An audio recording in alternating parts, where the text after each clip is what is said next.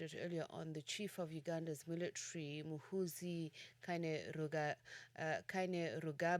who's also the son of President Yoweri Museveni, has ordered the closure of two of the country's biggest media outlets, the Daily Monitor, which is the country's largest independent daily newspaper, and NTV Uganda, one of the largest private broadcasters, were being shut down. No reasons were given on the decision to close the media houses. In a statement by General Kainerugaba on the X platform, he said all media houses in the country should follow the rules and that all bad stories about Uganda have been cleared by his office. Now we speak to Jude Byamukama, who's a constitutional lawyer in Uganda. A very good morning to you, and thank you so much for speaking to us. I'd like to hear your thoughts on this. Is Uganda crossing a constitutional Rubicon where the head of the military can openly say that he doesn't believe in freedom of the press and actually order the shutdown of private media? Good morning. Honestly speaking, Uganda crossed the constitutional Rubicon many years ago. We have had incremental illegalities committed by the military, committed by the head of state, and therefore what we see now is simply another manifestation of the extent to which the head of state and the military do not regard the constitution of this country as a serious document deserving of any respect. So, just the fact that constitutions are supposed to limit coercive power, does that mean that the original document, when we're talking about the current live document or the Constitution of Uganda, was never effective, or simply that people have even lost the ability to influence constitutionalism in Uganda? Yeah. I think the biggest problem we have with our constitution, which was promulgated in 1995, it had only one important safeguard to ensure orderly change of government. We had term limits in the constitution, which were removed through an amendment in 2005. That was barely 10 years after the constitution had been in force. And so since that time, we have had a number of other amendments. We had an amendment removing the age limits as well. Once the head of state reached 75 years of age, again, Parliament amended the constitution to meet the head of state's needs of the day. And that has been the pattern. Whatever the head of state wants, he gets. Whatever the military wants, they get. And therefore, it's an illusion to think that we have got a functional constitution that binds the head of state and the military. When you look at our constitution, the Ugandan constitution, in fact, it provides that the military is subordinate to civilian leadership. But instead, we have it the other way around. The civilian leadership is subordinate to the military. When you don't have the head of state, the military is literally taking over every facet of Ugandan society. We have soldiers running public service now. We have soldiers running construction of roads. We have soldiers running our immigration. It's simply a complete militarization of the state, contrary to the constitution. And by the way, the Ugandan Constitutional Court has also played a role in this state of affairs by permitting the same. The Constitutional Court has ruled on different occasions that there is nothing illegal, for example, about the military taking up civilian roles of leadership in public service. And therefore, what we are witnessing, the commander of the chief of defense forces brazenly closing media houses, it is simply a pattern that has been existing for the past many years in this country. And I guess the next question is, how do you prevent legality from being used to bolster authoritarianism? Because one does ask the question if there is a legal challenge that can be mounted, or whether it's just you know, something that won't garner any results, because President Museveni does not seem to be acting against his son in this regard. Mm. We have been having a debate, both in the legal profession and in the academia, whether it is even still appropriate to mount legal challenges within Uganda's courts, because the judiciary has been a serious disappointment in very many respects. Apart from a few isolated rulings where the judiciary rules against the executive, something that is extremely rare now, most of the other rulings generally will favor what the executive or what the army leadership wants and desires to do. The best example was that ruling.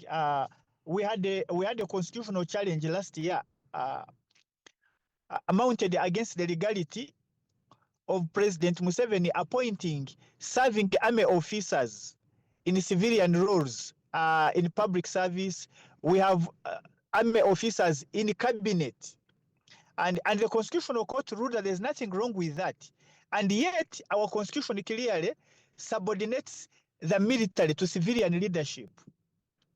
And therefore, increasingly, we are even worried that mounting legal challenges may instead result into a situation where existing legalities receive a stamp of approval from the judiciary. And therefore, we continue to worry how best to address this situation.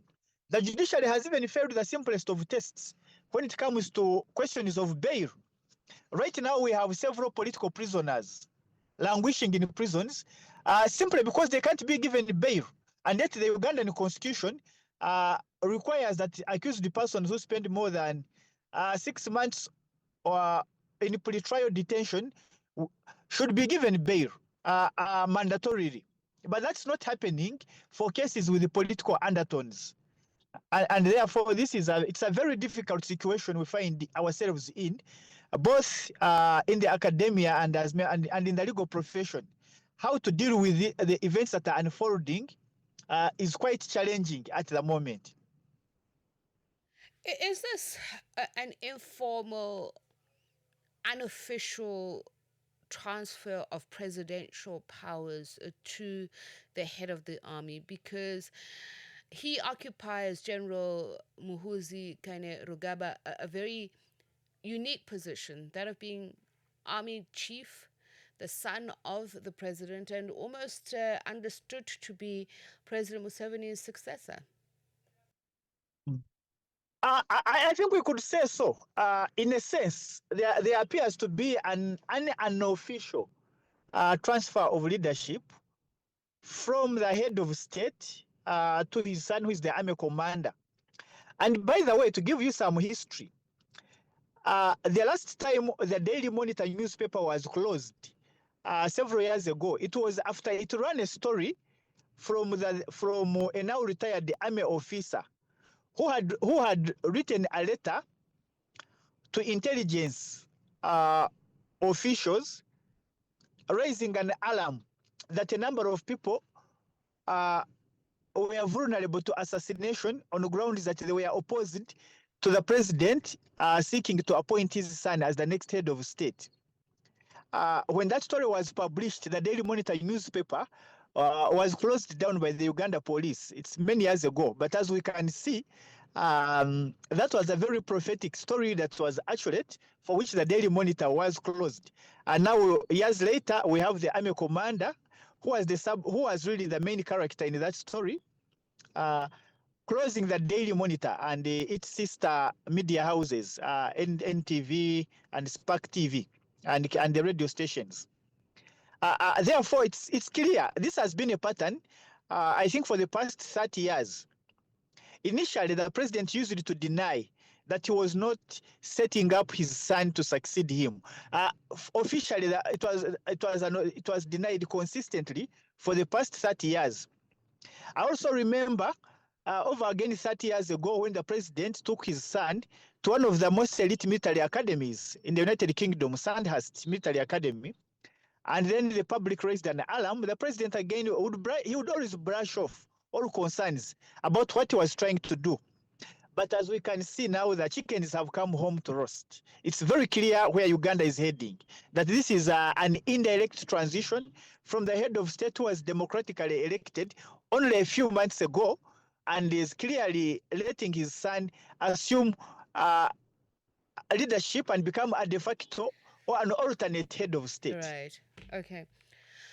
Well, thank you so much for speaking to us. Really appreciate your time and your insights. That there is constitutional lawyer in Uganda, Jude Byamukama. He is speaking to us about the latest reports in Uganda of the army chief shutting down media houses. A little after 7:30, let's take you back to Matapelo Mahapa for the 7:30 news headlines. SABC News. Headlines. The African Perspective. Thank you, Tippy. So your headlines this hour. The Malawi Diaspora Humanitarian Support Initiative has called on the South African government to declare the current situation for migrants in the country a disaster. Close to 1,000 Malawians arrived at the Consulate General in Sandton on Friday, seeking assistance to return home. An acting police minister, Feroz Kachaila, says the South African Police Service's deployment during the anticipated protest tomorrow is not intended to hinder lawful demonstrations. Various organizations have planned a protest against undocumented foreign nationals. Kachaila made these remarks at a police parade in KwaZulu-Natal in preparation for the upcoming operational deployment. And an American official says the U.S. and Iran have agreed to stand down after a series of clashes around the Strait of Hormuz, saying technical talks on the recent memorandum of understanding will continue. More details on these and other stories at top of the hour. SABC News. Headlines. The African Perspective. Right, let's find out what's happening in the world of sport, and no prizes for guessing